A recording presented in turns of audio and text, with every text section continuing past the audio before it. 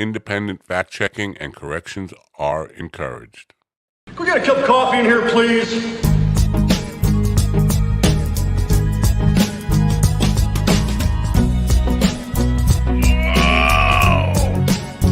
Yeah!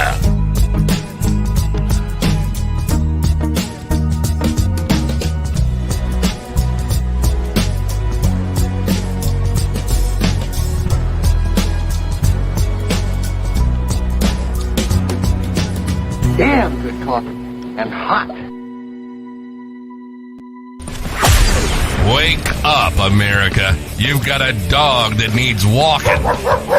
That's right, sunshine. Just put on a big pot of strong coffee and get ready to type your little hate mail with your opinions about kumbaya and flat earth insanity. Stand-up comedy? You want stand-up comedy? Well, we've got sit-down comedy. It's time for Coffee with the Dog. You make me laugh. Well, apparently I don't make a lot of people laugh with my commentary and opinion, but I do inspire quite a bit of hate.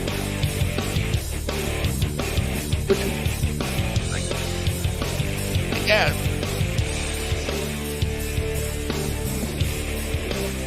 And rocking out. They always rock out. Every morning they rock out.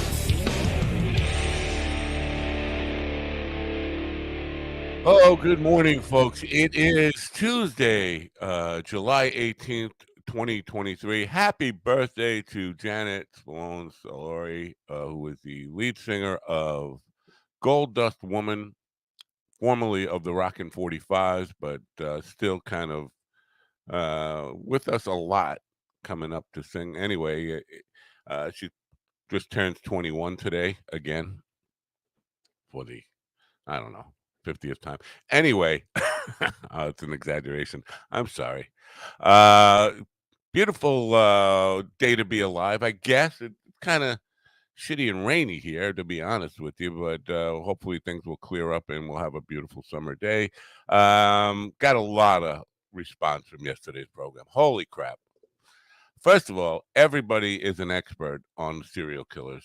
As I was commenting on this Long Island serial killer case yesterday, I guess inspiring lots and lots of mail. By the way, if you want to send me some hate mail, info@minddogtv.com, info@minddogtv.com.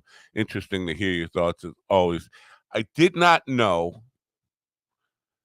Listen, this Rex Horman guy was arrested on Friday. On Thursday, another set of remains, not on the beach side, not on Ocean Parkway, but in Islip, New York, was found that apparently sort of matched the MO and, found in a burlap bag. So possibly another case recently.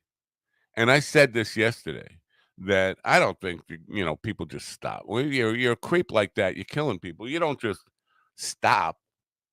It's like a heroin addict. They don't just stop. You got to get help or something. Help. Who's going to help a serial killer? Anyway, so yeah, another victim, and probably a lot more. I think we're just, at the tip of the iceberg here, with some of this stuff. And of course, now it's going to be in the news cycle. They're just going to look for reasons to keep this stuff in the news, to have more to say about it for ratings and attention, especially in the local news here. Probably not where you are. You're probably not even hearing about it wherever you are. If you're not in the New York area, Long Island area, you're probably not hearing about it at all. But here, it's like 24/7 news. You're looking to have reports to tell you what they told you yesterday, but you got to add something. So they'll say, well, we found out his middle initial is M or whatever, something stupid like that. Constantly need to update, need for information on what's going on. It's probably going to be a long, slow investigation that's just starting out. Also, the Kennedy stuff. Man, did I get some hate mail on that. Apparently, Apparently, America needs a creepy monarchy like Britain. We're jealous. We don't have a creepy king, a creepy prince, a creepy queen, whatever. We have them. We just don't. They're not official, and we call them the Kennedys. And a lot of people love them. A lot of people. It's like the Queen. If you insult, or the King, if you insult the monarchy, you're going to get hate mail. And boy, did I get some hate mail over my comments about Robert F. Kennedy Jr. Now, I was trying to explain to my wife, because my wife doesn't follow any of this stuff, how creepy the Kennedys are. Jack Kennedy, John F. Kennedy, president, was fucking a mob boss's sister and Marilyn Monroe, while his brother was fucking Marilyn Monroe, while he was married to a woman, and everybody knew it, and the country knew it, and nobody cared. Robert Kennedy was there the night Marilyn died, and it's there's a lot of circumstantial evidence says he was involved in shoving pills down her throat to get rid of her. But then the Ted Kennedy stuff with Chappaquiddick, where he just basically saved himself and went back to a party while his girlfriend was drowning, because he didn't want to get in trouble for it because he was drunk driving. There's a whole lot of this kind of stuff. And Bobby Q, whatever you think of him politically wise and or conspiratorial wise, the guy told his wife to hang herself, and she did, and he didn't care. They're creeps, all the Kennedys. Now, Sam Tripoli, a comedian, and he's come out because Kennedy's sister came out and disavowed his comments, and Sam Tripoli saying Kerry Kennedy is gross. The whole clan is gross, right from Joe Senior down. We don't need to rival Britain with a creepy monarchy. We don't need a creepy monarchy here. You got to get over your Kennedy lust. Anyway, I got a ton of hate mail on that. I expect to get a lot more hate mail. If you're on Rumble and have no access to the chat rooms here, you can write to me at info@minddogtv.com. By the way, we are getting the platform working on an API so that we can include the Rumble comments. We haven't been streaming on Rumble all that long, but I know there are comments over there and people wanting to communicate back in. We can't see them. And I don't want to tell you to go off the platform. That wouldn't be cool. I got a good show for you today. People, when they heard who my first hour guest is today, they were really excited. I haven't had this much excitement since Doug Stanhope's second appearance. Now, people think the world of my first guest, Vic DiBitetto, who is a very interesting guy, and we'll talk to him in just a bit. And then in the second hour, Pam Ross. Now, Pam Ross is a country Americana artist, originally from Pittsburgh. Pittsburgh, lived most of her life in Texas, and has an unusual. See, I believe. I don't know. I'm stumbling here for ways to say this in 2023. I believe she's a lesbian, which is fine. I am fine with the LGBTQ people. But you don't see that in country music all that much. And to be celebrated in that genre, it doesn't seem to mix very well with redneck America. I'm sorry to call it redneck America. You can send me hate mail at info@minddogtv.com, minddogtv.com. At any rate, those are the two guests that we have today. I'm expecting Vic to be as funny as anybody who's ever been on this program. I know that's putting a lot of pressure on him, but I do think he's made for this kind of medium. If you're not familiar with Vic, you will be shortly. I'm going to take a really quick break and tell you that we are sponsored today by Koa Coffee. And I think Vic will have something to say about that. But we are sponsored by Koa Coffee, which is the #1 coffee in America, as rated by Forbes magazine, and one of the top 10 in the world. So get yourself some Koa Coffee. We'll be right back. This episode is brought to you by Koa Coffee. If you are a coffee connoisseur and want to experience the best coffee Hawaii has to offer, no blends, no compromise, try the true taste of aloha. Koa Coffee produces premium Hawaiian coffee, hand-picked, expertly roasted, and delivered from Hawaii to your door with aloha. From award-winning 100% Kona coffee grown on the slopes of the Mauna Loa volcano to the unique mocha beans of Maui, they strive to provide their loyal customers with the best quality and freshness. Since 1997, Koa Coffee has been known far and wide as a product of utmost quality, and their awards prove it. Koa Coffee was featured in Forbes' Top 10 Coffees of the World. This is the coffee Forbes called the best coffee in America. Find out what it's all about. Go to minddogtv.com/coffee. Find out what it's all about. Like, what's it all about? It's about coffee. What kind of stupid copy is that? Find out what it's all about. Yeah. So, I was just recalling. It was Attell was on Craig, the Scottish guy. What's his name? Craig, whatever he was. The Late Show after Letterman back in the day.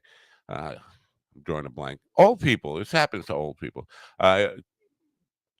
Craig announced him as the world's greatest comedian, and you could hear, if you were listening close enough, Attell in the back saying, "Fuck you!"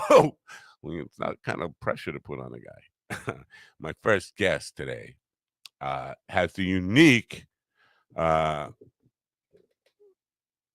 history of being both the New York Yankees manager and the New York Giants head coach simultaneously. He is personally responsible for people not being able to tell, people who don't live around here, not being able to tell the difference between New York and Northern New Jersey people. And now he's an actor, and I'm wondering if he's on strike. You probably first learned about him either from Milk and Bread or coffee. Anybody want coffee? He's here now. Ladies and gentlemen, welcome, Vic. Hey, Good Matt, morning. Matt. Thank you for having me on. It's a pleasure to have you on. Now, are you on strike? Second of all, it was Craig Ferguson. Craig Ferguson. Fucking thanks. I'm getting old, man. I don't know if it's Oh happening. my! Just now I walked into my garage and I stopped short and I said, "What the hell did I walk in here for?" Oh yeah, the fire extinguisher. Where is you? Are you in Hawaii? What? Are you in Hawaii? Yes, I'm in Hawaii. That is cool. No, I'm on Long Island. I was there for my honeymoon, 1983. Wow.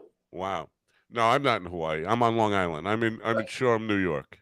I guess that coffee commercials fooled me. Whatever. Yes, Koa Coffee. Now you have your own coffee brand, Vic's Coffee. Vic Tibetetto's coffee. Who wants coffee? Anybody want coffee? I just made a fresh pot of coffee.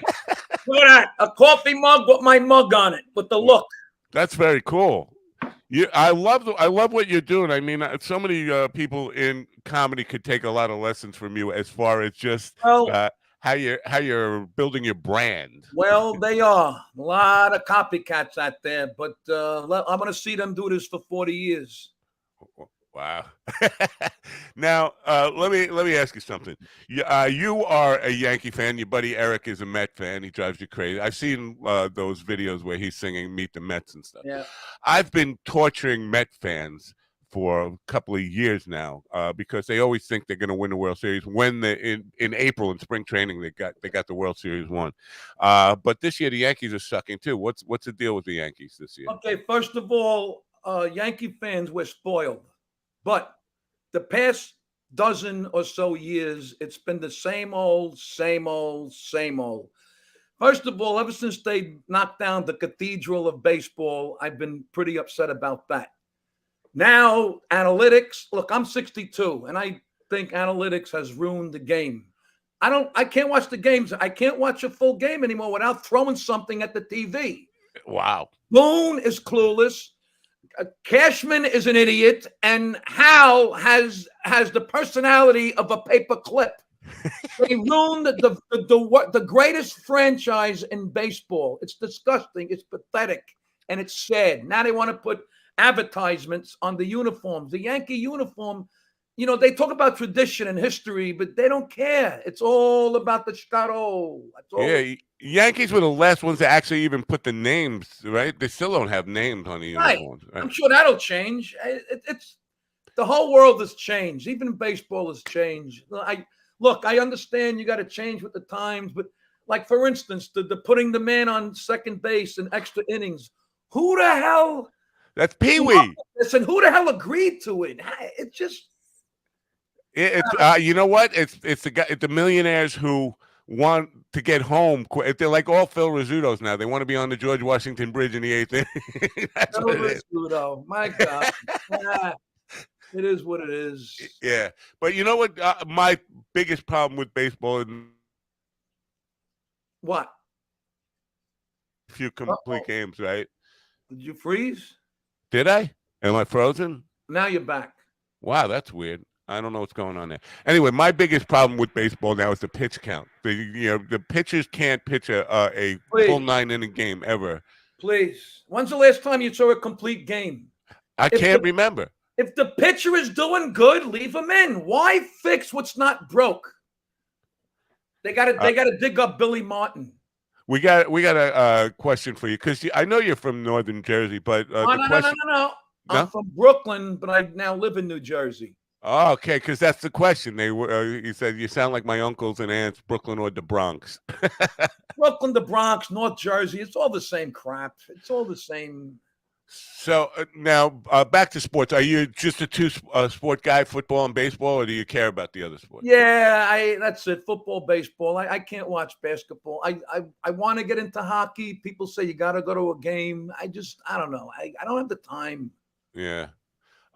Yeah, you don't have the time, and that's one of the schedule. You are working like constantly. Yeah. I mean, I know a lot of it is Northeast, but you're all over the world, and you're going to be this weekend at the Stress Factory in New Brunswick. You're coming to Governors. We're on Governors Podcast Network, by the way. You're coming to Governors next month, Saturday, August 19th. Yes. But your schedule is just completely full. I mean, how do you, at your age, I know 62, I'm 64. Being on the road that much has got to take a toll on you, no? You know what it is? I have no social life, and it's hard on my wife. It's hard on my wife. In the beginning, she used to come to the gigs. Now it's like, I'm like, why do you want to watch me again? Just stay home. Just relax. I take care of myself. I try to eat right. I feel great. I still love being on stage. And now all the shows that were canceled during the quarantine have all come back. And that's why, I got all these dates. But I still love what I do. I love being on stage. I just hate the traveling part of it, Right. The first time I heard about you was before the Milk and Bread video that went wild, where most of the world, you became world famous like overnight with that Milk and Bread thing. But you were doing a firehouse in my hometown, and so some friends of mine posted on Facebook years ago you were doing a Copeg, Long Island firehouse. That was a great show. I remember that. Yeah. Long Island never. Whenever I do Governors, it's always sold out. Long Island never lets me down. Cool. Now we have a new comedy club out here in the Hamptons. Who do I contact to get you in there? It's out Southampton. It's Sticks and Stones Comedy Club. I never heard of it. No, it just opened up 2 weeks ago. Oh. And I'm part of promoting you it. got to contact Russell. Russell, who got you on here? Yeah. Oh, I thought he was affiliated with the place in South Carolina that in Myrtle Beach that you're playing. No. Russell's my manager. Oh, okay. I did not know that. I got lucky. He does my bookings. He does everything. But if I'm going to do the Hamptons, they gotta supply a helicopter. I am not driving to the Hamptons. Yeah, I hear that. I got to drive to New Jersey to Brooklyn. I got diarrhea. Wow. Speaking of diarrhea, are you Italian? Yeah, obviously you're Italian. Are you a cook? Because most Italian guys, or especially with the sauce, are you the sauce maker? I'm so glad you called it sauce. Thank you. That's another argument. You can't talk sauce or politics on the social media. No, but my wife is the cook. She's a great cook. She gets it from her mother. The only thing I can make is an omelet. Do you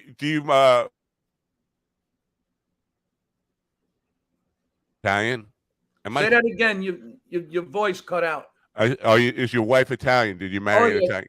She didn't speak English till she was 3 years old. Wow, Yeah. that's cool. Yeah. Yeah. I've gotten a broken up relationship because girlfriend said I wasn't Italian enough, and I never knew what that meant. Not Italian enough. Well, I'm not Italian enough for you. So maybe you slapped her. You didn't hit her with a closed fist. That's it. Yeah. Oh boy, you're gonna get letters on that one. I know. Hey, don't worry. If anybody's offended, leave the room right now. Okay. I'm 62 years old. I'm on this planet another 25, 30 years tops. Jimmy Crack Corn and I don't care anymore. Wow, I'm glad you're optimistic. 25. I kind of don't expect to be around 5, but you're in better shape than me, and you're working. You got to be positive. Okay, you're an actor now. Well, I did one movie with Kevin James, Mall Cop 2, and I'm in a new series called Gravesend. Right. I wasn't really acting. I was just being I was playing a mobster. Barry Gold. Oh, I can't stand. I don't know why they gave me that name. I know. But William DeMeo said he's going to put me in season 3, which is pretty cool. Yes, right now there is a strike, so everything is on hiatus right now. But season 2 is currently on Amazon Prime. And do you get involved with that strike stuff at all, or does it affect you? Because the comedians are asking, am I supposed to stop? No, you're not. If you're writing your own material, you're not a SAG writer or Writers Guild of America writer. I'll tell you something. If SAG would pick up my health benefits, I'd be on the picket line with them. Yeah, I hear you. The only thing I get I'm in SAG. The only thing I get from SAG right now is I get free movies when the Oscars comes. Oh yeah, right. So do you think there should be a comedians union? I think some comedians should give it up.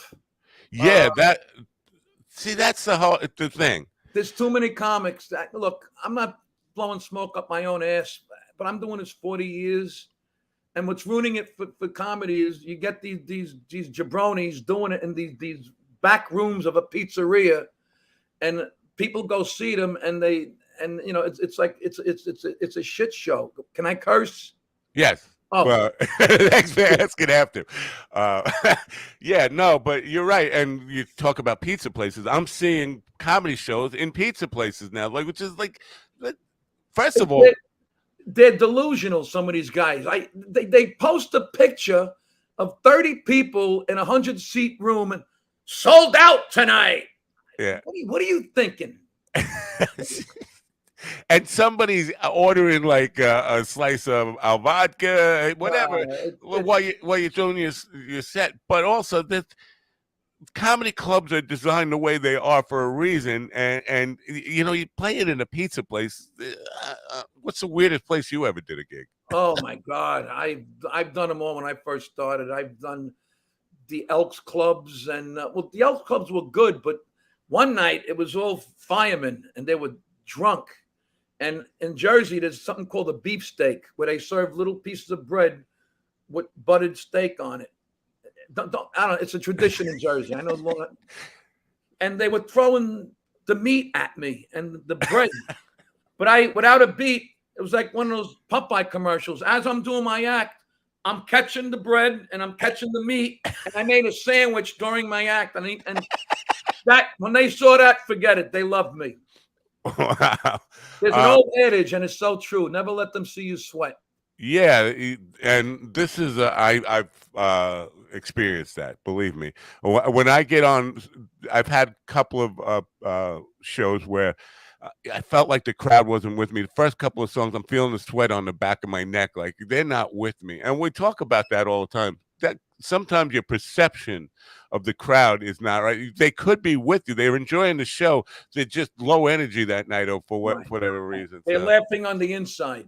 laughing on the inside. I don't think you get a lot of that, though. I mean, you're kind of In the beginning, look, we all comics got to go through that. It's part of the journey. But now it's just I got the most loyal, devoted, supportive fans, man. I mean, now it's getting to the point where I'm getting heckled by my own material. They're yelling out bits.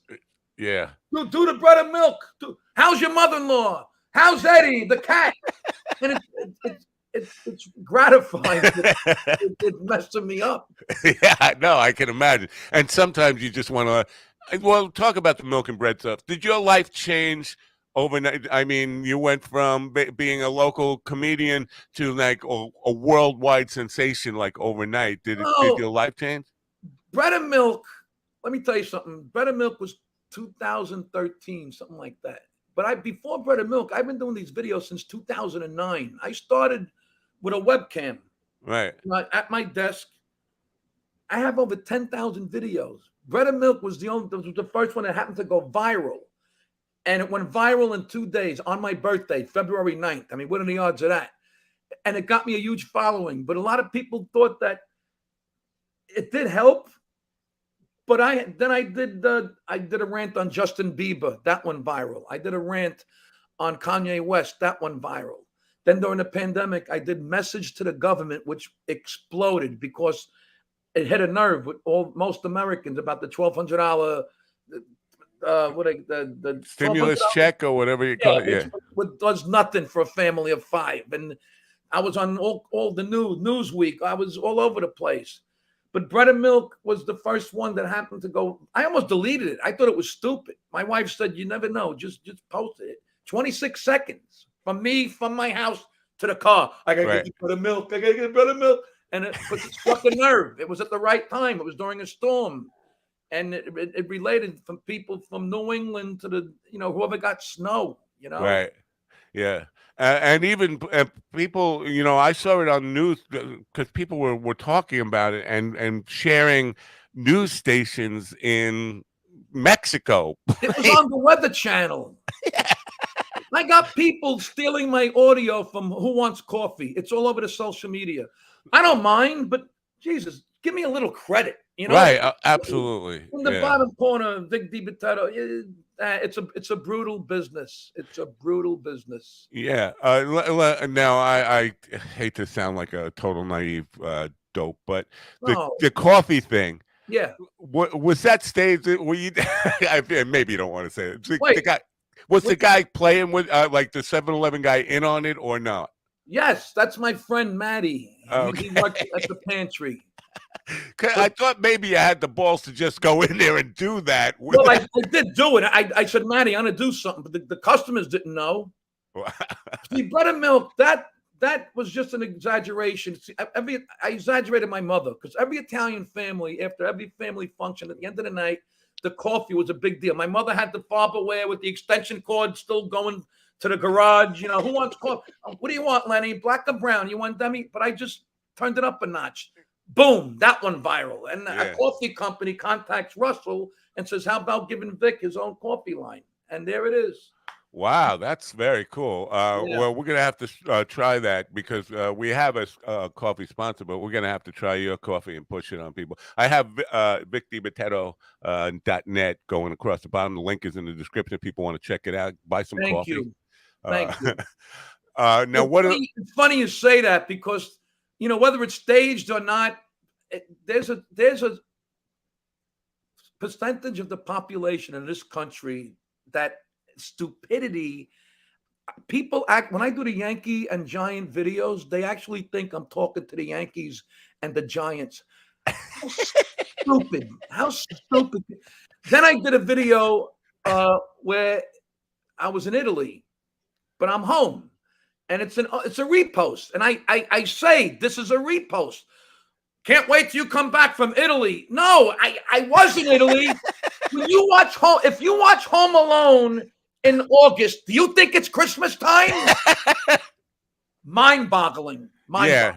Well, part of my problem with the social media stuff is people will post, I have a gig tomorrow, but they, you see it a week after it's passed because tomorrow is not a date. We get a lot of that. One of the top comments on the coffee thing, though, is somebody said, "That's the most aggressive act of kindness I've ever seen in my life." I thought that was hysterical. Yes. But even that's got millions of views. All my videos put all together, I have billions of views.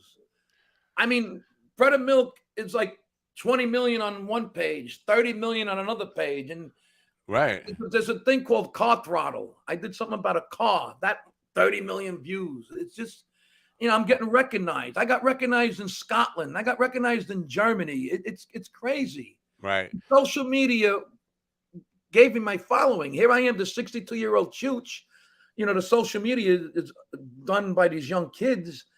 And when it first came out, it was great. People reconnected. You saw recipes. You saw fun. Now it's become a shit show. It's nothing but hatred, and the hate is, oh my God. Yeah. You don't like me, just turn the channel. Yeah, that's that. You can just scroll past. You don't have to. You have to engage. So that's a thing people don't get. But Wow. they have this new thing, and it's not going to last. The Threads. Have you heard about Threads? Yeah, I just did that. So, but it's really nobody's arguing on there yet. But I'm just wondering how long that's Give going it to a last. chance. I'll give it a week.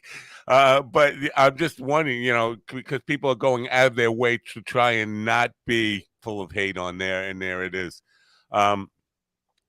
Now, because I mentioned your schedule looks like it's almost all East Coast stuff. Do you get to the West Coast at all? Well, you know what it is? I'll do from New England to Florida, and I'm happy with that. And I do Chicago, which is the Midwest. I did a show well, then again, this was before I really got a huge follow. I did a show in San Francisco, Cobb's Comedy Club. It was a horrible turnout.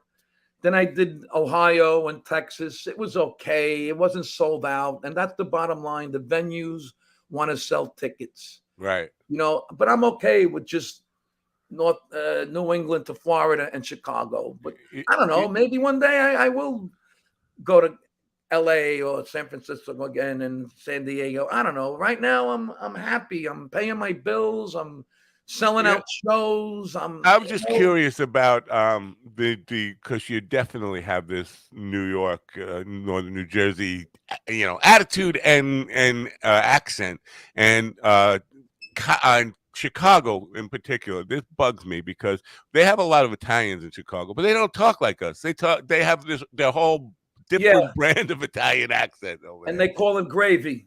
And they do call it gravy, right? And the pizza is like a casserole. Right. Yeah. But Florida has a lot of Italian. I mean, not that you're an Italian comic. You're not like Pat Cooper going out there doing Italian stuff. Pat Cooper, may he rest in peace. He was my idol. Yeah. I grew up on the Pat Cooper stuff. My parents played that stuff over. He was like the pioneer for Italian comics. He broke the barrier. Right. So now, when you were growing up, that was the thing, and when I was growing up, albums and stuff. Now it's specials. These specials for streaming networks. Have you considered doing that, or is that just like not? Is there not? It's not part of what you're interested in. No, me and my manager. There's a project in the works right now. It's called the Avanti Channel. It's a streaming channel. And it's going to feature all Italian comedians, actors, singers, cooks, and eventually we're working on me hosting my own stand-up comedy show. Where I'm the host and I have 2 or 3 comedians on. So hopefully, but between that, hopefully Gravesend will be a hit, and I'll be in season 3. And I just hope I don't get whacked, but. That's the thing. Whenever you're in these Italian mob type of things, sooner or later your character is going to get whacked. I hope not. I want to make enough money through SAG to get my medical. Well, then again, 2 more years, I'll get Medicaid, Medicare, whatever it is. Really? So Hey, wait, don't you so get it at 64? yeah, I didn't know that. I guess I did not know I qualify for that. Yeah, absolutely. You should look into that. I thought it was 65, but okay, I'll look into that All right, definitely. another year. I've been riding without health insurance for about since right before the pandemic started. Oh, So you shouldn't do that. I did, yeah. Well, it's part of the entertainer's life. Well, you know, because we talked earlier about too many people in stand-up comedy. But here's the thing with that, and I don't want to kill somebody's dream. You have to have supportive people around you to tell you, yeah, to encourage you. If you're going to do it, you have to have some kind of support. But there's a line between support and encouraging somebody who's just like fooling themselves, and that's a difficult conversation to have. It's like maybe you're really not cut out for comedy. Any point along the line in your 40 years did people discourage you from doing it or say, what are you doing? What you Oh, well, other than the haters, no. You get the give it up, old man. You're a hack. But other than the haters, no. I always had support from my family, my fans, and my friends. really that's a good thing to have. But I Yes. think I think a lot of people have that too much of what you talk about people who shouldn't be doing it now.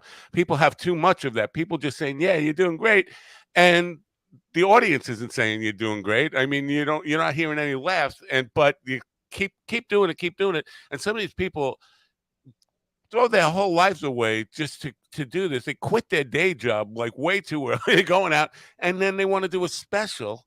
The whole Yeah. state of comedy is just turned upside down. And why do you think that is? Why do so many people want to be a stand-up comedian now?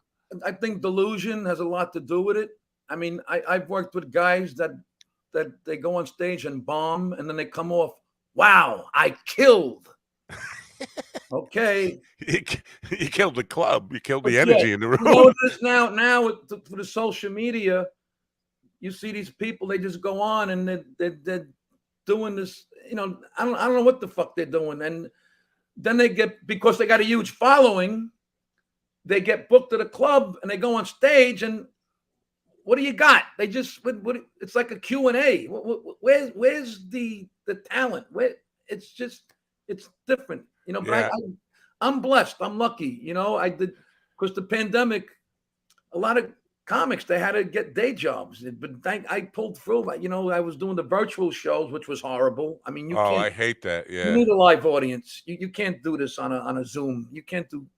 But I get an income from the videos through Facebook, YouTube, and Instagram, so that helped.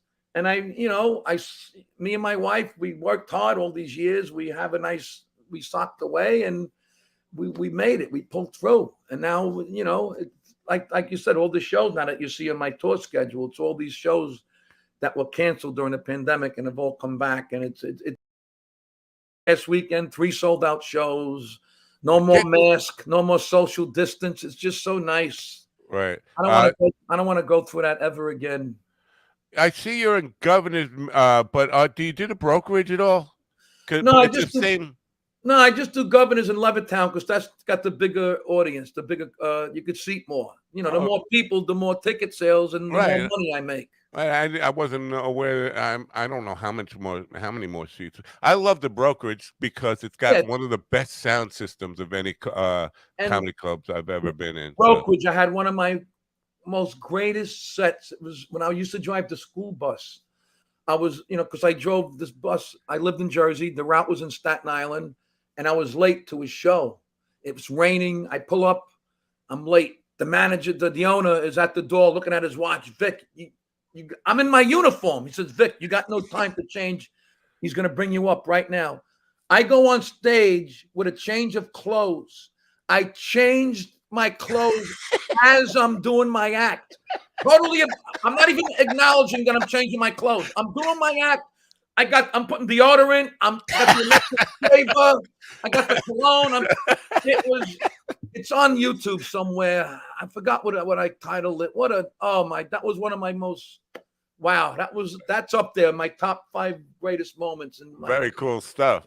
You mentioned the school bus. Did some news thing do a piece on you? Because I think I remember like years and years ago, and it was definitely you. It was, but driving a school bus and working comedy at night. Was Yeah. it like 60 Minutes or something? No, right? What No, was it? no, it was the news. It wasn't 60 Minutes. It was the news, and then the Daily News took a picture.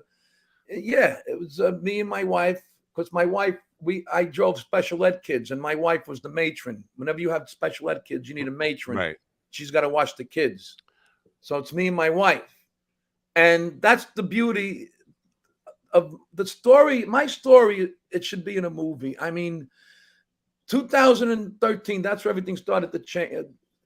Kevin James puts me in Mall Cop 2. I signed with Russell, my manager, and he sat me and my wife down. He says, you two, you could retire. You don't need to do this bus thing anymore, and you do comedy full time. Me and my wife, we went in the next day and we signed papers, and we went to bed that night. And this is 2 salaries. We said, what the hell did we just do? Right. And Russell, my manager, who just took my calendar, and it was a career changer. And Well, Russ is good. He's helping me get a lot of new guests now. I thought he was a club manager. I did not know he was managing all these people that No. wow. And he's responsible for getting you on the program. So I He's a appreciate good guy. He was in the belly of the beast. He was head of 20th Century Fox. And I met him in 1996. I did warm up for one of his TV shows. That's how we met, and we became friends. And then we lost, that show went off the air, and I moved to Florida because we sold my father had a private sanitation business. No, I'm not in the mafia. And we moved to Florida for 4 years. We lost touch, me and Russell. Then we reconnected on Facebook, and the rest is history. It's been a beautiful journey. Well, good for you. I mean, it couldn't happen to a better guy. But I have to say, you got to know some people who are in the mob. If you're in sanitation in this part of the world, growing up in Brooklyn and working on a garbage truck, of course. Yeah, the Sopranos, and people hear your accent, they automatically think you're mobbed up somehow, right? I get it all the time. I Me give too. up. I don't care. Think what you want. I don't care. It's just, I went to Italy, and we have a beautiful culture. The food, the Da Vinci, Galileo. I'd love to see De Niro do a movie about Da Vinci or Michelangelo. Wow. But like when I first got Gravesend, my wife was kind of, another mob series. I'm like, what do you? It's Scorsese knocking at my door. What do you want from me? I got to grab it while I can. This could lead to something else. Right. I don't think I could play Hamlet, but it could lead to something else. That would be interesting to see you as Hamlet. I have to say. Be or not to fucking be. Oh boy. Your brand is ticked off, Vic. But now, as you become more successful, you seem like a happy guy, even though your brand is ticked off, Vic. Is it harder to keep ticked off? Harder to get ticked off?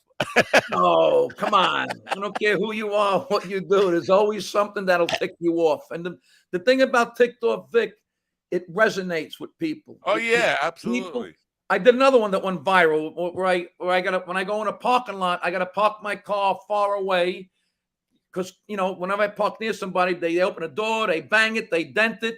So I did a video where I park far away, but I come out and the guy parks right next to me. Not over there, not over there. Of all these spots, that one viral. And I also, I talk about stuff. Some of the ticked off, Vic, all right, it's a character, but some of them I'm really ticked off. I talk about credit card scores and cell phone people, all of that. Yeah, I get it. Bullshit that's going on in this world, For me, and what the hell's going on? We're getting these, whatever Wi-Fi things going on here today. I don't know what that's all. But for me, your character is so relatable because I grew up in that world. My father was like that all the time. I'm just wondering that, in South Carolina and, as you go down the East Coast, is it as relatable down there? Those people get the character? You know what? They have maybe not as pissed off as me, but maybe they're a little calmer. I They don't didn't know. grow up with it though. They don't know that guy that you're playing because here Tony Gaga is everywhere. Right. And the thing with the videos is people, some people have seen me for the first time. They come to my shows, they're expecting the videos, but Right, it's two different things. You know, I can't do bread and milk on stage for an hour. You know, right. That's a 26-second video, yeah, and you can't make an hour out of it. I mean, basically, and that's funny because a lot of comedians are worried about doing material that people know, but you are an example of people want to hear the hits. I've said because I compare comedy to music. When you go to a music show, you want to hear them play the hits. A lot of comedians don't want to perform their best pieces, and I'm like, you know what? They don't always need to hear brand new stuff. I'm so glad that you said that because the hardest thing for me, at least as a comedian, is to come up with new material. Right. I mean, look, I'm not Robin Williams. That guy was a genius. He could go on stage and just improv for 2 hours. You know, I go to some shows, I get people, is it going to be the same exact show you did the last time? Then I get people that say, are you going to do that again? That's my favorite bit. You can't make everybody happy. You know, Right. like for instance, when you went to see Don Rickles, you went to see him because you wanted to see him insult the people. When you went to see Dice, you wanted to see the nursery rhymes, you know? Right. Rodney. I saw Rodney at least a dozen times, Right, and most of the time it was 40% or more of the same stuff I heard the last show. But it right. was still funny. You buy in the personality, not the joke, I right? get, yeah, absolutely. I get people that come see me 7, 8 times. I'm like, don't you get tired of this? No, we love it every time. And that's so gratifying. You know, Yeah, I try to mix it up. It's not the same exact act. I do some improv in between. I try to mix it up, old and new. You know, right. it's not easy. You Yeah. know, do me a favor, just stay home if you're going to start asking me these questions. What do you want from me? Do you do a lot of meet and greets after shows? Yes, Eh, but I got to stress to my fans, if I do a meet and greet at like it's 1,200 a seat theater, it's impossible to have a meet and greet for everybody. It's a liability. It would take forever. So they set up VIP tickets. But like Governors, I don't charge. I literally stand outside in the parking lot and do a meet and greet. And I greet everyone. I shake. I don't leave till every hand is shaken, every picture is taken. But I always Wow. tell people before you buy the tickets, always see if there's a meet and greet option. If it's a clubs, small clubs, no problem. But the big theaters, you know, you got to charge VIP. You can't do it for 1,200 people. You I know, know. Yeah, it's crazy. You'll be there forever. You'd be there yeah, till the next gig, and then you'd be changing on stage again. yeah. Uh, but people, they want a piece of you, and it's weird because movies. I guess movie stars would get that if they were performing live, but musicians don't get it. People don't come up and wanting to meet and greet the band all the time. It's unique to comedy. It's a Yeah, very weird thing. but bands got groupies. Right, but they don't expect to be able to come up and take a Right. picture with you and all Gotcha. that kind of stuff. It's I just enjoy it. I really enjoy it. You know, it's tough when I go out to dinner with my wife. I can understand her point. You know, I'm there to have dinner with my wife, and I know people mean well. Like they'll come up to me and say, "We don't mean to bother you," and then they bother you. You know, I'm over here with a fork in my hand, about to eat a piece of meat. I don't mind, but I can understand my wife's point. You know, right. there's a limit. You know, I had a guy come to my house one time. I flipped out. I said, dude, what are you doing? He said, I couldn't get tickets for your show. So you come to my house? Wow, that I turned to the Michael Corleone. You come to my house where my wife sleeps, where my where my kids play with their toys. that's disturbing. Yeah. That's like Mark David Chapman kind of stuff. Yeah. That would definitely creep me out, and then Yep. I'd probably have to move. Well, I Hopefully, got cameras. I live next door to a state trooper. I got 2 legal guns in the house. I'm okay. yeah, good for you. You got an album out. I was not aware of. It's Yes, it's on Amazon. It's called The Working Class Zero. Working Class Zero. Now, is this a show that was taped live, or like a stand-up show taped live, or is it Yeah, it was taped live. Then it's numbered. It's numbered. My bits, right? and it's been on Raw Dog. It's been on. It's played all over the place. It's a great. I recommend it. That you buy the coffee, buy a T-shirt. Who's got it better than you? You got it. Yeah, I'm telling you, I am really impressed with the what you're doing, because so many. I don't know. It sounds like I'm fucking bashing people, and I'm not doing that. But they don't have the idea of how to make it work as a business. Even if you're funny, even if you're really talented, you got to have a way to make it pay for yourself, or you're gonna have to go work a day job. And that this is I'm really impressed with what you got going on here. The Thank coffee, you. the Thank you. the t-shirts, the the whole. The whole shebang, as they say. Good stuff. Now, Eric, you're on the do you do a lot of shows with him on the road, or is that just like a one-time thing? Or, No, I got different headline openers that open for me all the time. It's just I it try to seemed like you're well matched with him. Maybe it's the Italian thing, and the Mets Yankees stuff that I love the rivalry and all that stuff. Do you get into any of that rivalry for real? 'Cause he seems like he was supposed to be on the show last year, and I don't know what happened. Well, I think I dropped the ball on that. But he's a real Met fan. Yeah, no, I don't hate the Mets. I like the Yankees. That's all. If the Yankees don't do good, I'd like to see the Mets. Right now they both suck. So Right, they both. I'm going to Somebody, the game Tuesday night at Yankee Stadium. I got a death threat from a guy because I've been busting balls on the Mets for a couple of years now, and this year early on, I was just like the Mets suck, and this guy was he got on my social media page, and people know I'm just fucking around. I'm just fucking around with these people. Well, one guy is just like really upset. This guy's always fucking bad mouthing the Mets, and then he started texting me. He was going to come to my gigs and show up and kill me, and I was like, what the fuck is this? It's over What are you, baseball 9 years old in a schoolyard? Grow up. Right. I'll let you go, but I just wanted the Giants stuff. We didn't talk about the Giants. Oh yeah. What's your take on the upcoming season? Are you Well, optimistic? I did that. What happened with Barkley? Did they sign that deal? I don't know if it's been signed yet. No. We need him. Yeah. I love Jones and I love Dable. He's got balls of steel, and I think we're going to be all right this year. I really do. I think What does all right mean? Make the playoffs? I think so. I really truly think so. Very cool. Well, that gives you no reason to make a new video of the post game stuff, because you have nothing to be ticked off about. See, it's funny you said that. Unfortunately, the worse they play, the funnier the videos are. That's my point. If they win the Super Bowl, I don't know what the hell I'm going to do.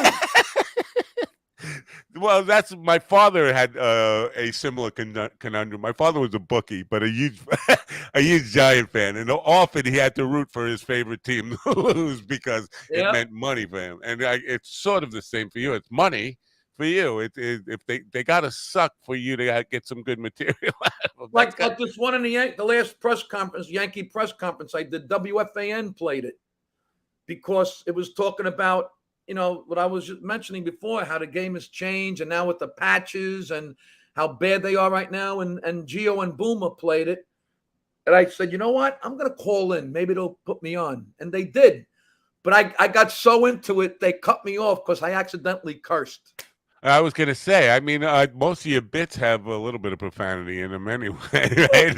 But if you could tell me, just don't curse, I could do that. But I got so involved in the character. I was so pissed off at myself because I could do more airtime, but I got enough in. It got a good reception. Maybe, hopefully, the next time they'll have me call in and I won't curse and screw it up. That's why I asked before. Am I allowed to curse? Yeah, we're allowed to curse. Hey, you know what? The people on the radio side don't love it, but we got it covered. We generally have an auto bleep out. We're on a slight delay over there. I got a private message the other day. You're not funny because you curse. So I wrote back, So I guess George Carlin, Richard Pryor, Dice Clay, Dave Chappelle, Bill Burr. I guess they're not funny either. Either You get can, over it or get lost. yeah. Go watch Eddie Murphy Raw and Yeah, get back to me. exactly. One of the greatest sets in sitcom. Right. This weekend, Stand up, I mean. Stress Factory, and next weekend, Marsh Chunk Opera House in Jim Thorpe, Pennsylvania. Opera House. Well, good for you. That should be an interesting show. Yeah. Have you played there before? I'm going to do 10 minutes just to the name of that city. Yeah, me too. Well, thanks for being here, Vic, and we definitely appreciate you. You've been great. I hope I didn't put too much pressure on you by saying you were going to be the funniest. Thank you very much. I had a good time. Thank you for having me. We'll see you at Governor's next month. I'll definitely be there. So please make sure you come up to me. I want to meet you. Yeah. Okay. Cool. Good to see you, and thanks, and be well, and maybe we'll talk again sometime. Bye. What the hell? What the hell, folks? Nothing is working today. The Wi-Fi stuff, the connection. I hope you enjoyed that. Vic DiBattista, one of the funniest guys working today, and definitely a brand. And I think that, if you're a young comic working today, you want to,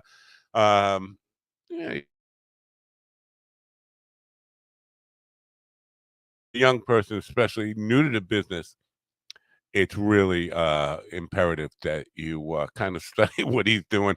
You need merch, you need kind of other things, just other than selling tickets and stuff. And that's the way you grow your brand. That's the way you become a success in the business. We will take a short break, and when we come back, Pam Ross, who is a country Americana artist. She's currently living in North Carolina. She's from Pittsburgh, Pennsylvania. Spent most of her life in Texas, was where she got her start in touring around the state of Texas. A new upcoming artist from MTS Records. Will introduce you to her in just a minute. In the meantime, learn about TrueFire. TrueFire is the best place to learn guitar online. It's the most comprehensive learning for all kinds of musicians. Check it out. Great teachers, one-on-one tutorials, and more. TrueFire.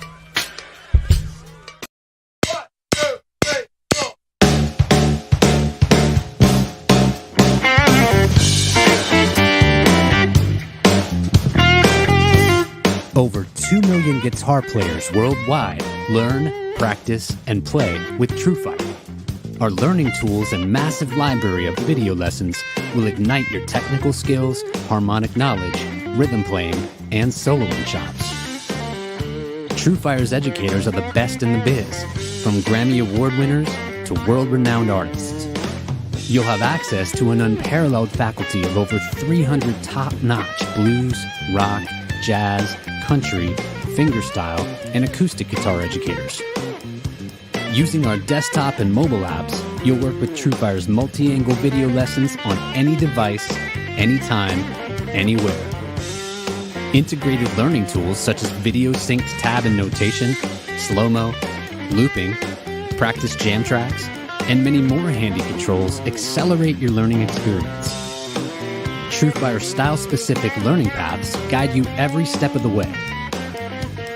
Use our assessment tools to find your starting point, then follow our lesson recommendations and track your progress as you work through your personalized TrueFire study plan. Progress faster with private one-on-one instruction, group lessons, multi-track video jams, live streams, song lessons, student forums, TrueFire's Riff magazine, premium jam tracks, and much, much more. With thousands of 5-star ratings and reviews from amateur and pro players alike, you'll find yourself in good company with the world's most comprehensive guitar learning platform. Grab your guitar and ignite your musicality. Sign up free for an all-access trial today.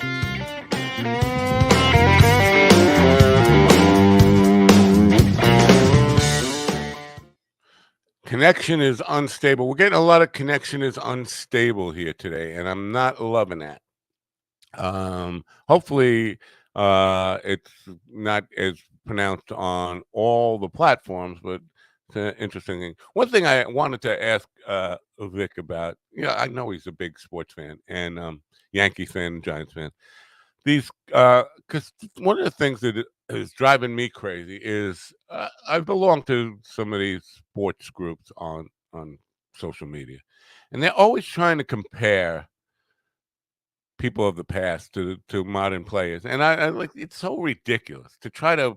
And what's this guy's name? I can't pronounce it right. Otani, the guy who is the pitcher and for the Angels, pitcher and home run leader. Uh, Trying to compare him to Babe Ruth, and you know what? Get a time machine and put these guys together on the same field. If you want to, that's the only way to make a fair comparison. And we could talk about how the game has changed, but everything has changed, and there is no comparing apples and oranges. Players of bygone era to today's players. There's just you can't do it. And it's a waste of time and energy to think, but they get really passionate about this stuff and they want to argue all day long about. I got to turn off some of this stuff that's going on here. This is one of the problems here with the. And I'm gonna have to talk to whoever they are doing some construction around here. The cable people, but this is just ridiculous of all the Wi-Fi problems we are getting here. So I will get it rectified. I promise. We'll see here. I'm pushing some buttons now to see if we can do some stuff here. Anyway, very interesting stuff with Vic, and I think he does have regional appeal. This is why I was curious about like Texas. If I go to Texas with this accent, I'm bound to just cause a whole lot of trouble and get myself in trouble. I remember the first time I played with Magic Mountain Band in Covington, West Virginia, and somebody came up to me and said, "You're a Yankee, ain't you?" Like, yeah, you obviously go. You from New York City? I'm from New York. They wanted to lynch me that night. I mean, I had a bunch of people just angry that I don't belong down there, and they still want to fight. They want to refight the Civil War down there. Well, now they want to have a new one, but they still think. And I made the mistake of saying, "You want to have that war again? We'll win again." The results will be exactly, or actually be more pronounced than the first time. The North will, if we want to divide the country between North and South. I'm sorry, Southerners. Texas, with all your bravado, you're not you're not going to win that war. It's like everything in the world. The more people in the North, the more the planet is geared north. It is. It's on Twitter this morning. It was on Twitter yesterday with this tweet that said Joe Rogan was a terrible stand-up, which I agree with, who made grunting noises to get laughs. I never saw that. Jimmy Dore wasn't even funny in conversation. Jimmy Dore is like, I don't get how Jimmy Dore can call himself a comedian at all. He and Rogan too, I guess. Russell Brand was an up-tempo, fast-talking hack turned into a talking grifter. I kind of disagree with that. I think Russell Brand was funny, but I do think he has turned into a fast-talking grifter. Adam Carolla was always a bullying racist trying to pass as edgy. I could go on. This is what his tweet, and he is getting a ton of hate now. Again, I agree with like 90% of what Andy Kindler is saying, but he's getting a ton of hate from people who claim to know comedy. And one guy said, "Thank God Bill Hicks died when he did. You'd probably put him on that list." You can't put Bill Hicks on the same list with Joe Rogan and Jimmy Dore and Adam Carolla. I mean, come on. Bill Hicks belongs on the list with George Carlin, uh, and Richard Pryor and Lenny Bruce and people who carve their way. For somebody to say that, they're just proving that they know nothing about comedy. And now they're, of course, attacking Andy. Who are you? I never heard of you. If you never heard of Andy Kindler, you probably are not a real comedy fan, or you're probably very young. But he made the mistake of going after the cult boys. Rogan, in particular, has this same thing where don't attack my baby, don't attack my cult leader stuff. It's not attractive in any light to kind of be bashing people in your business, especially publicly. It won't ever help. But Andy kind of, I don't think he's working anymore. I think he's kind of considers himself, since COVID, kind of retired and doesn't really care about his career. But it's not, it's not a great thing, not a great look to be attacking your contemporaries ever. What am I seeing? I was just seeing that it looks like, and I'm curious about this. Stanhope, I'm seeing some stuff from him. Yesterday, I saw on YouTube what looked like Last of a Dying Breed under a different title. And I'm wondering if it's been, I don't know, relaunched under a new name. That's special. But he's wearing the same clothes, saying the same stuff, but it was under a completely different title on YouTube. And now somebody got the audiobook from Digging Up Mother.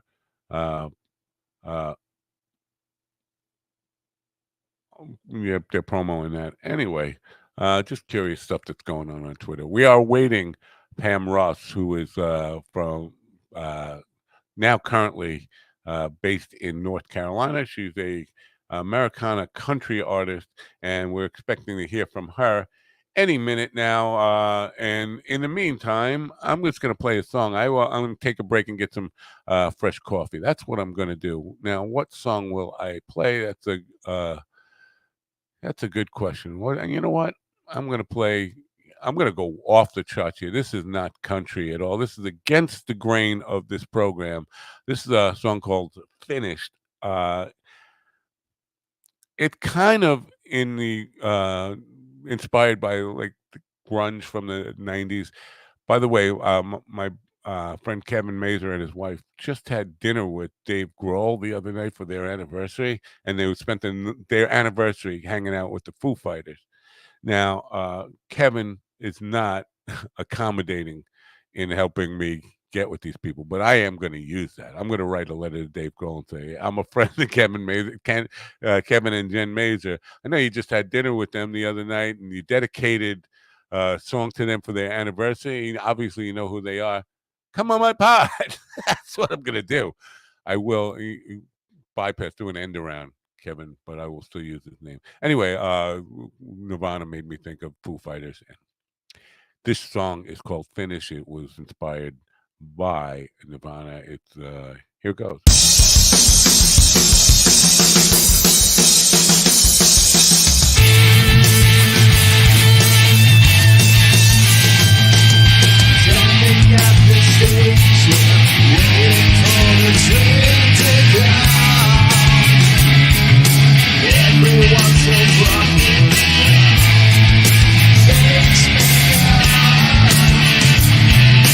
Every day it's over.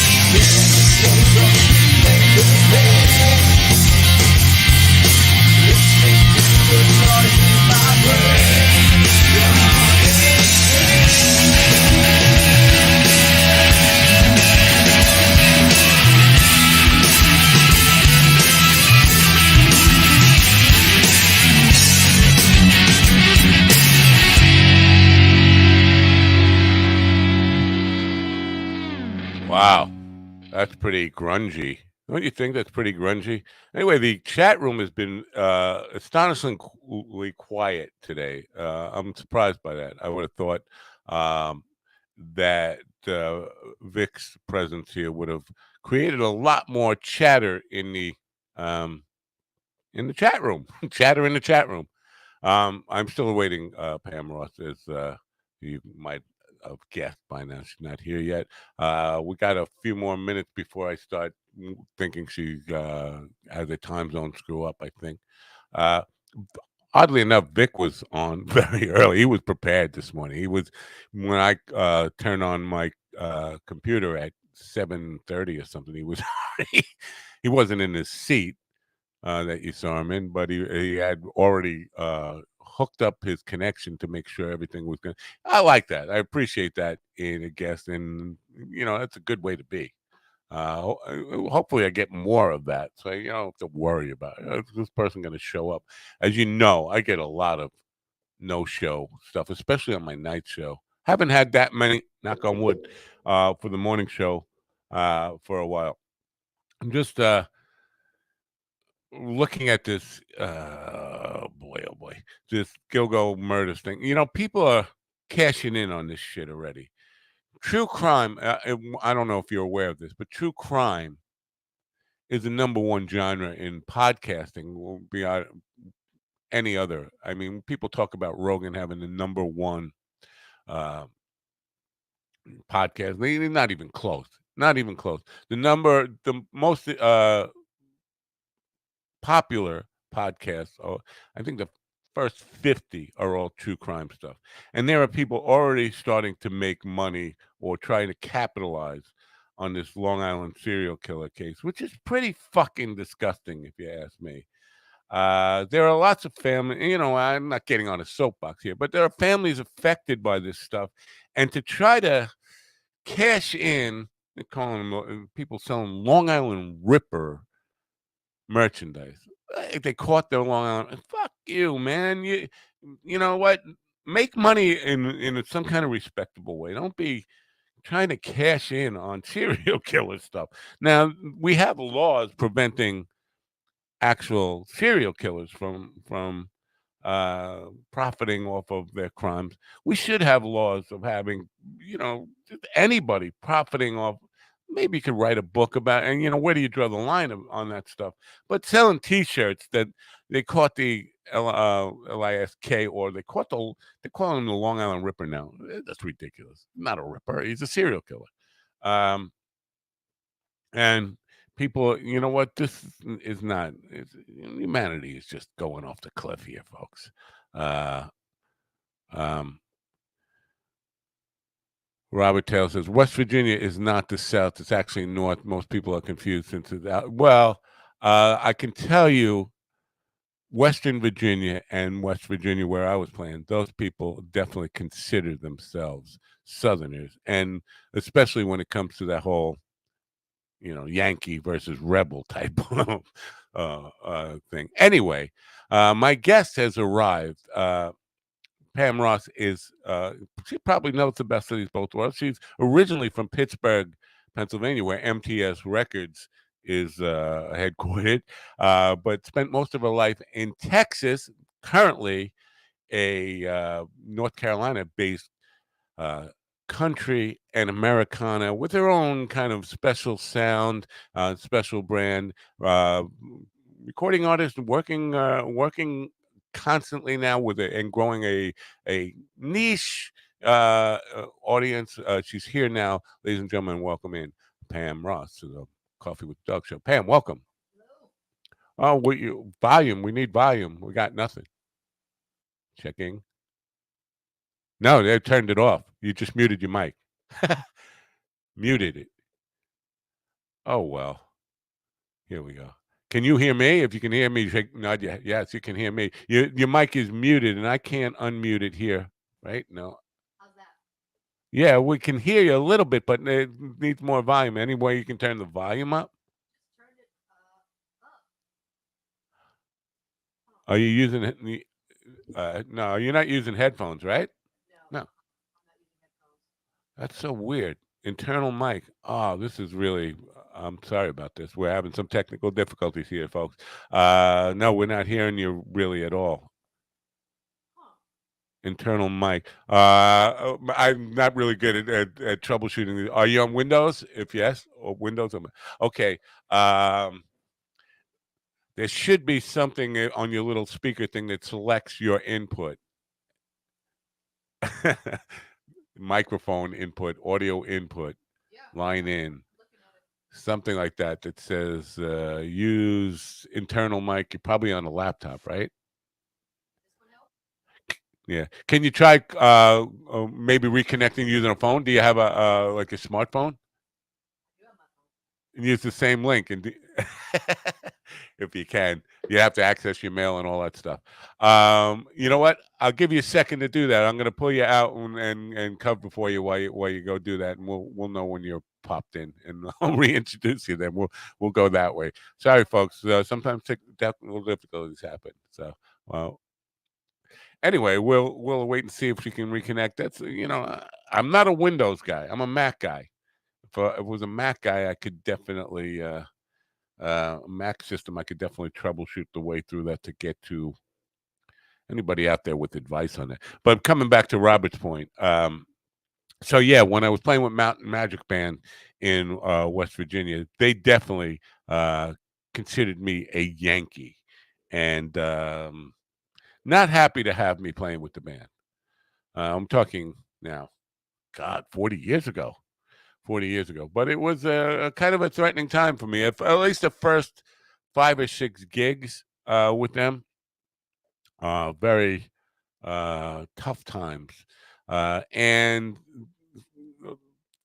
for the most part, we played. I don't know, Kentucky. Kentucky actually was on the side of the North in the Civil War too, but they definitely not friendly to New Yorkers. My accent got me in a lot of trouble down there. Tennessee, obviously, was the South, and those people not necessarily. I don't know. Maybe things have changed, but you tour a lot, and with music, especially if you're in the country music genre, you will get some of that sensibility where we don't welcome Yankees down here. This is rebel territory. Now,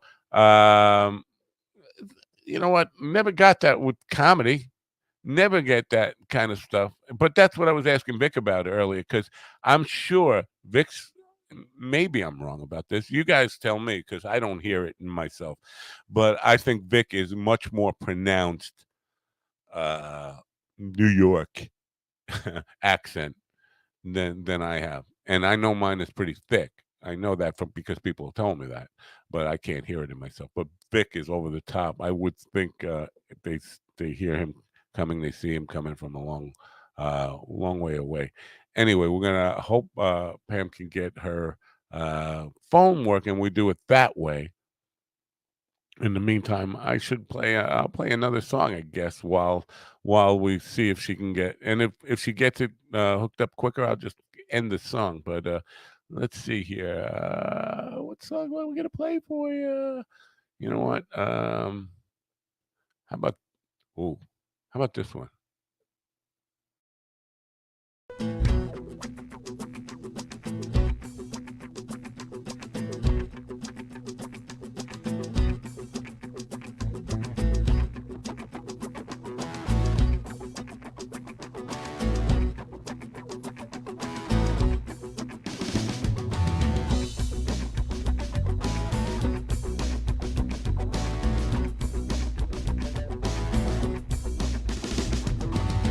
I don't know about advanced mathematics. Quantum physics only hurts my brain. I don't know about the hole in the ozone. I don't know about acid rain. I'm confounded by the mysteries of living. There's a lot that I can't figure out.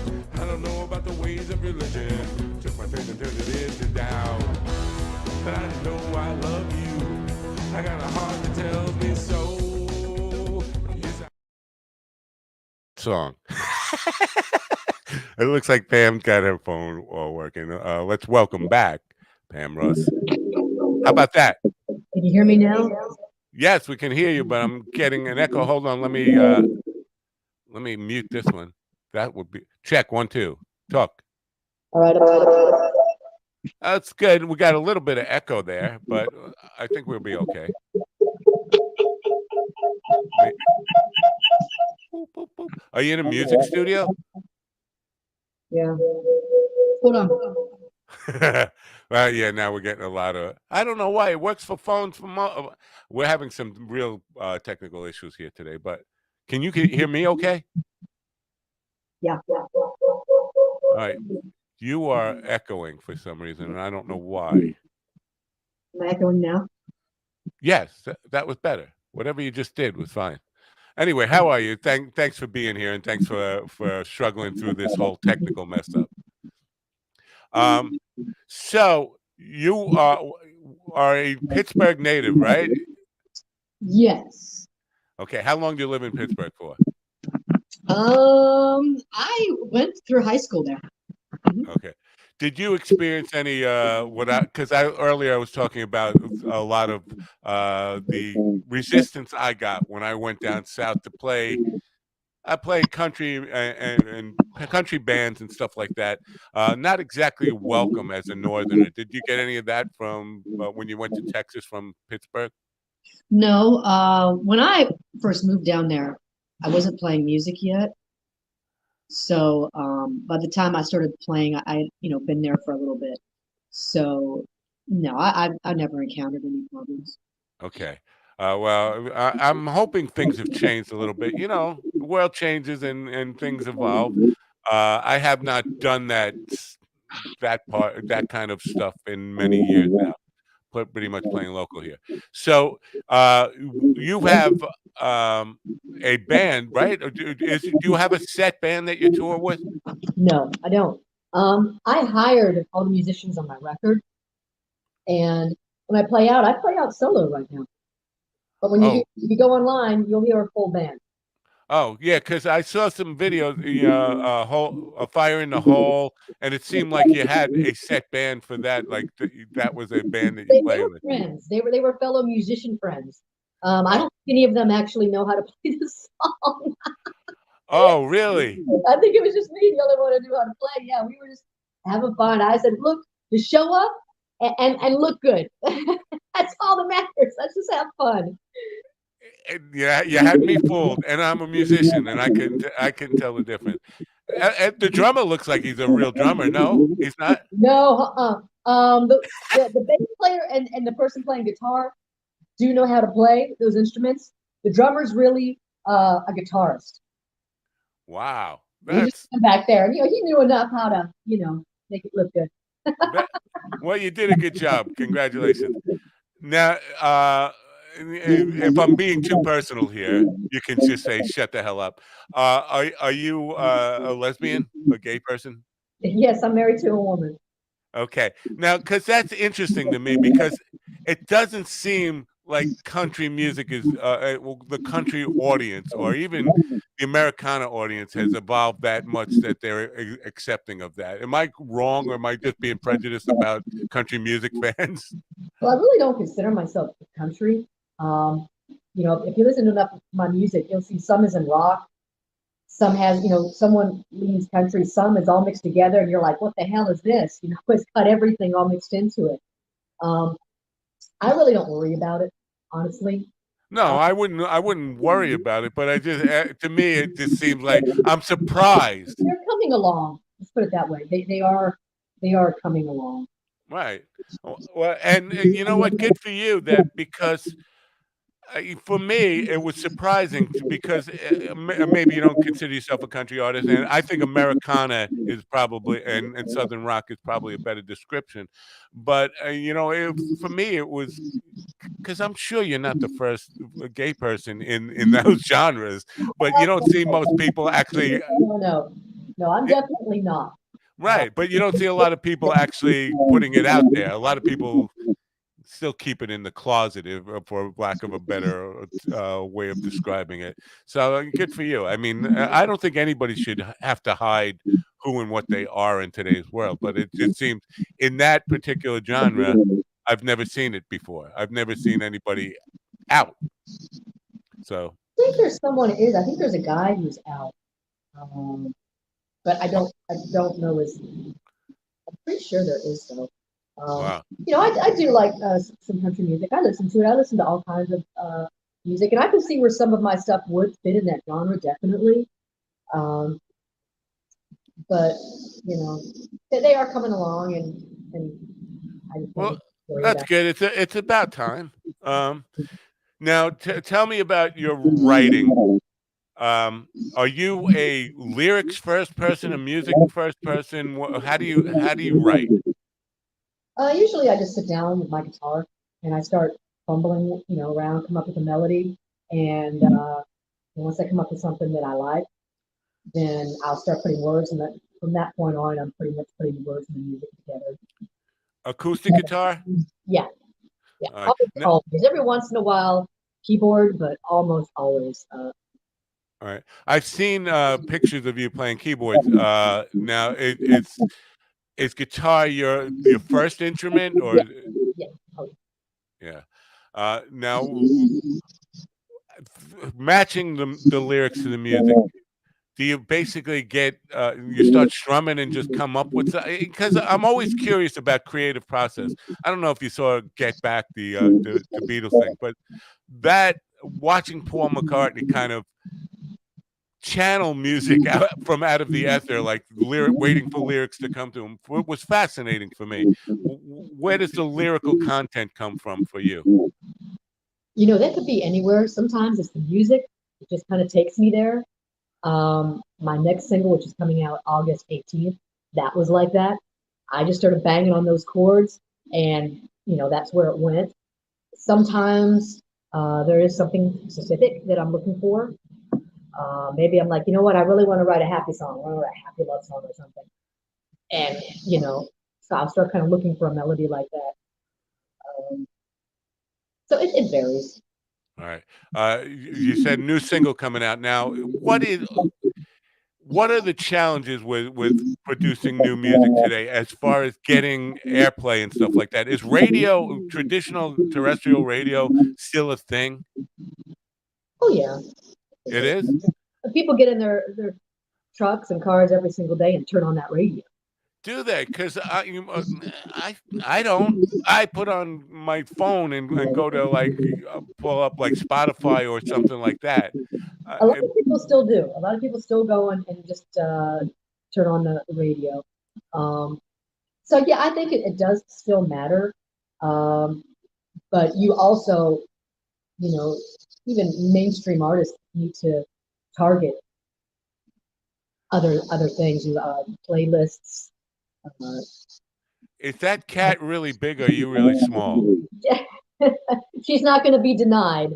Um, It I mean, it looks like a bobcat. I mean, big, big no, cat. she's a Himalayan. She Oh, just is insistent on being petted, and if I didn't let her in, she'd be out at the door banging on the door with her paws, making all kinds of noise. So it's I know. Most of the time, I have cats underneath the desk here bothering me to get petted, I'm doing this. People don't know what I'm doing while I'm having interviews and stuff.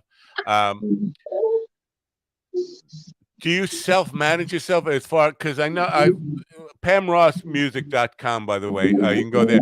You have steady dates. You're playing quite a bit. Are you booking all those yourself, or you yes. self-manage? Nope. I do all of my own booking. Yes. How much work is that outside? And does that take away from your creative Yeah. Yeah. The whole social media and booking stuff definitely does. Yeah. pain in Um, the ass, right? it is. I mean, it's one of those necessary evils. You have to have the social media, but it does take a lot of time. The Yeah. booking takes a lot of time. Thank God for MTS. They take care of all the, playlists and promotion and the interviews and stuff, which helps dramatically. So this is curious because they are based in Pittsburgh, and Mhm. your roots are in Pittsburgh. Was that by coincidence? Did you? I mean, Complete accident. Um, I can't remember how I found out that he was based in Pittsburgh. If I saw a picture or I saw an address or something, because we he heard my music and reached out and said that he liked what he was hearing, and so we started talking, and I started looking into them, of course, um, making sure that it's someone I wanted to work with, and I'm like, my God, that's Pittsburgh. I'm like, cool. Yeah, It was pretty ironic, but really it was complete coincidence. I just assumed you were from there because so many of his artists are from there, and there does seem to be a thriving independent music scene in Pittsburgh. Any desire to go back and play there? I mean, you probably don't have any friends of, you know, friends Um, there. I'd go play anywhere, sure. I do have family there. You do? Yeah, my mom is there. Yes, Oh, cool. um, and one of my sisters. But no, I haven't been there in quite a long time. I think the last time I was there was probably 4 years ago, maybe. I don't make it there too often. Usually, we go somewhere. We'll go back home to Houston. Now, North Carolina, is there a thriving music scene there? Like live bands happening a lot? Is there a lot of opportunity? There are a lot of opportunities to play, but it's primarily for cover bands. Yeah, So that they don't have a thriving original artist scene going on at all. But there are a lot of places to play. So when I play out, which is a lot, I incorporate about 40 to 50% covers because I have to. right. I know. I do the same thing. And so I do miss that a lot. What Having what is the artist you cover when you do the cover music? everything. I try to be really flexible with that because you never know who's going to be out there.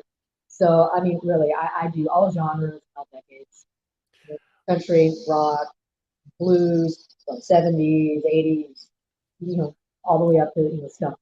All right. Any current country music? Like, No, I think one of the most current would be Chicken Fried by Zach Brown Band. yeah, And that's it. somebody People love that one. The, that's a good. I open with that one a lot. the reason I ask is recently I have had an opportunity or a burden or an opportunity. I'm not sure how I would phrase it. Subbing for a friend of mine who works at uh, a Long Island, Nashville style club, and they want nothing but modern country music. And I have a real, uh, I don't know, a problem with the way modern country music is going. I'm just wondering if you feel the same way. That because I'm forced to learn a lot of these songs, and they have no changes, the bridge and verse and everything. It's just the same three chords over and over, no changes. The only changes in a lot of these songs are they have a hip hop element that comes into them. So you're doing like country, and then they have to have this like hip hop like segment or phrasing on a part, and then it doesn't change, and it becomes cookie cutter, like basically Taylor Swift with a country twang. It's basically the same. Yeah, I don't do any of those songs, Oh, and I won't. I'm not telling people don't listen to them or it's wrong. They shouldn't be doing. I'm not telling anyone how to play their music or what to listen to. Do what you want. For me, I'm not a fan of it. I don't write anything like that. I'm not going to write anything like that just to fit in either. Um, and I don't. No, I don't. In Texas, we always called that hip hop, and yeah. Hick. uh, Yeah, that's right. I've heard that. it's kind of a joke, but it's popular. People like it, and that's great. Go ahead and listen to whatever you enjoy. That's what music's all about. For me, no, I'm not much for it. I don't play anything like that. I don't listen to it. Yeah, you know what? I agree that people like it. Just from an artistic standpoint, I feel like it's following the same trend that pop music is in cookie cutter stuff, and I think we lose a big part of culture when we just kind of break down any kind of artistic stuff to a recipe, like this is the recipe for a hit. Do the, Betty Crocker bake a cake type Well, I of. think a lot of these people, like especially the younger ones, I don't think they grew up listening to country. I think they really grew up listening to hip hop and rap, and how they ended up with country. I'm not really sure. The artists, maybe they did listen to some country growing up as well, but I think they grew up listening to a lot more of the hip hop and rap. That's what they like, and you're going to incorporate what you like into what you do. Right.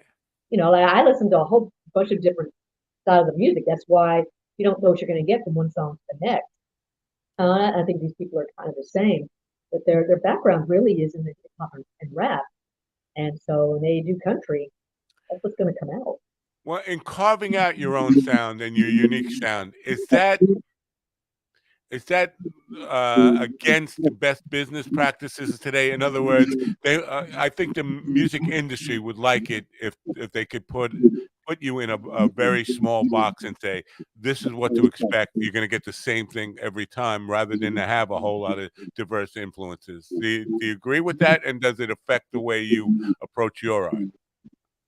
Definitely doesn't affect the way I approach um, what I'm doing.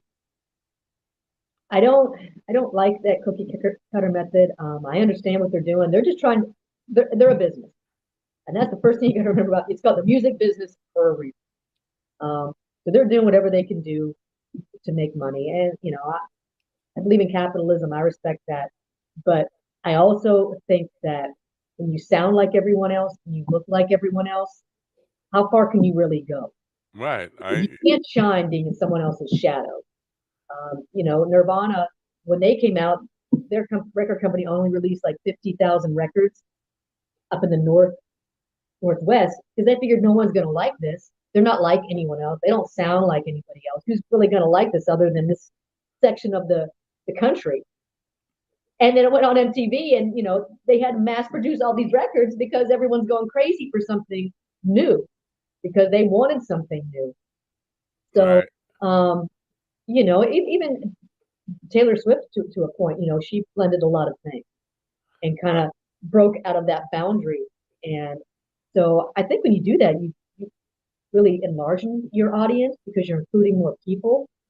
Um, and it's something different. I don't believe that theory that, people want the same thing every single day for the rest of their life. They do like variety. You just have to give them the chance to listen to it. Right. Now, I'm going to come back to a kind of this north-south thing just a little bit. My brother is in North Carolina. He's been there for about 10 years, migrated from the north, from New York down there.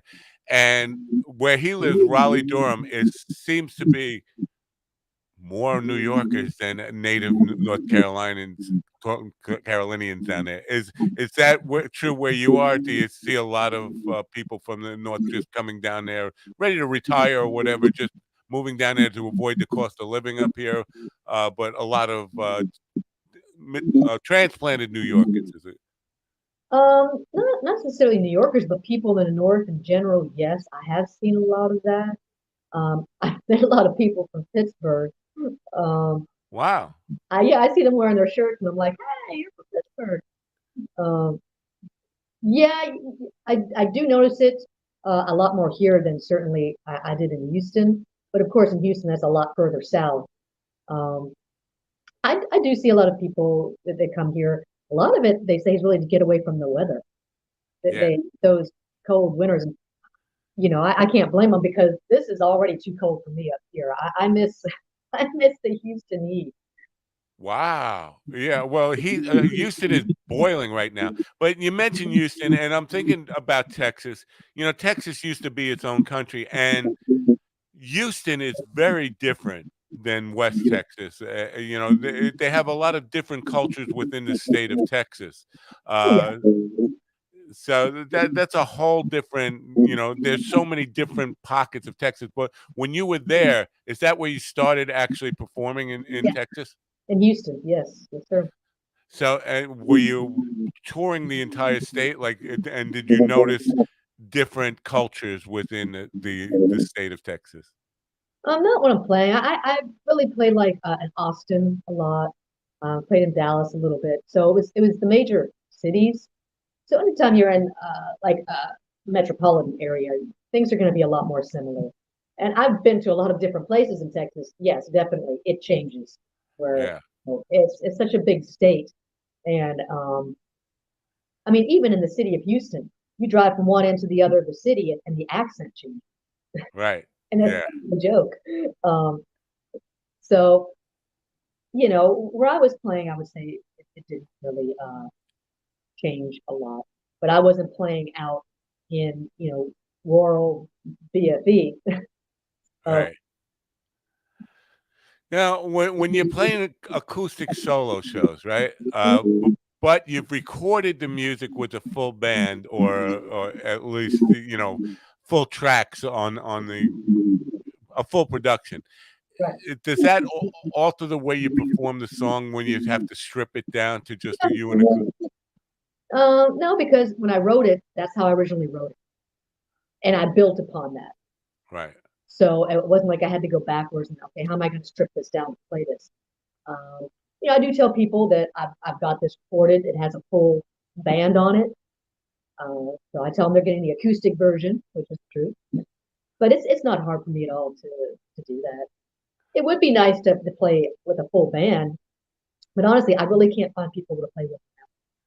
That it's difficult, and you know what? Very difficult around Everywhere it's difficult finding and then here.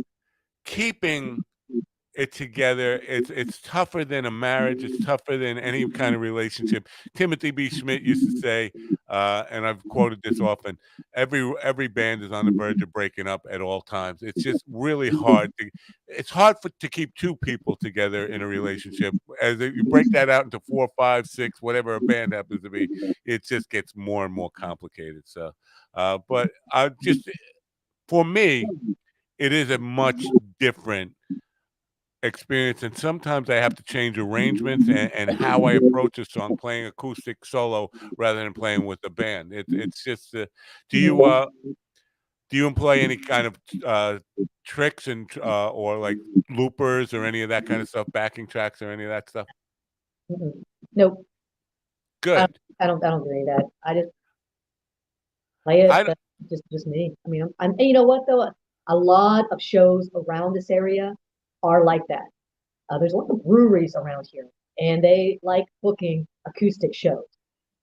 So yeah. people are expecting that. When I first started doing acoustic solo shows, I was a little bit nervous about doing it stripped down like that, and I would often like either bring loopers or backing tracks and stuff like that, but eventually, like somewhere around 10, 15 years ago, just decided that what, I don't need it, and I don't think I will ever go back. I prefer just playing, if you're going to do an acoustic show, just to play it like you would play it and just let it be real. Yeah, And yeah, I yeah, agree with you. I don't have a problem playing like that at all. And sometimes you get duos that play out a lot, and that's good. But it doesn't bother me. right. Now, one of your biggest songs, I got to ask about this. One of your biggest songs is Two Shots of Tequila. Do you drink while you play? No, no, I'm sober. That um, because of the time some of my shows start, I'll eat right before or I'll eat during the break, and I might have a beer with Yeah. that. But uh, do I get drunk and go on stage? No, I don't have more than a beer. No, sober on stage. You do not sound better drunk, people. Let me just tell you that right now. But you think you do, and that for some people that's enough. Like a lot of the abuse starts happening when people need that insecurity they have, so they get drunk or they get high and they think, wow, I sounded really great tonight, and they don't listen back to the tapes to find out that no, you actually sounded better when you're straight. Yeah, you're better off going through it nervous and working through your nerves, Yeah. building up your confidence then. Yeah. Now, we're short on time here, and we have to get off radio for the next show that's coming up. But I did want to ask you now, when you're out performing, a lot of and it is a business, as it has to be a business on some level. When you're out doing that stuff for merch and stuff, do you do all that yourself? Do you have somebody that helps you with that stuff, T-shirts and all that stuff, or do you just kind of rely on the website, just steer them to the website for that stuff, or do you I do do any? t-shirts. Yeah, My wife helped me put that together. Sometimes I take them out to shows. Usually I don't. Um, I just tell people, that they're available on the website. Simply because it's just something else you got to take along to shows, and set up, and um, so what yeah. about hard copy CDs? Do you even bother with that anymore, or No, actually, I've had a lot of people asking me for a hard copy CD. So again, thank you to my wife Elisa. She took the lead on that because she's much better at the computer stuff, and she just got it finished last night. So we are going to have CDs available. I was like, no, we don't need that, but I kept getting asked. I was really surprised at the amount of people that do. They still want to hold something in their hand. right? They want something to look at. They like looking at the lyrics. They like looking at pictures. That's that. I don't know, just that holding something tangible. Yeah, lyric sheets is something I miss a lot, and I you get know, it. We put and the sheet in. Yep. I was talking to Vic, who was on earlier today. He's a comedian, but people want a piece of you. I mean, they come to your show. They want, CD is something you can sign. You can't sign an MP3. No, you can't, can you? No, that's funny. So yeah, we did finish them up last night, and so we're gonna send them off and get them copied. And, not sure. I'm I'm betting probably in like 2 or 3 weeks we'll have the CDs ready. Right. And it's Yeah. great. You make so much more on CDs than you do on stream. I'm just looking for show dates. Here we go. What we have coming up. You have Thursday, July 20th at the Colonial Inn in Hillsborough, North Carolina. Where's Hillsborough? On what side of the state is that? That's like a suburb of Raleigh. It's around Raleigh. Right. Do Hour you from me. I'm in do you, Fuquay. do you travel a lot within North Carolina from the coast into? I don't get to the coast. No, I travel around, say about an hour, sometimes a little over an hour is that the furthest I've gone. There's a lot of places all in that area that I can play. Sometimes I'm down the street. Sometimes, like Thursday is going to be about an hour. Same with Friday night. I think that's going to be about 45 minutes.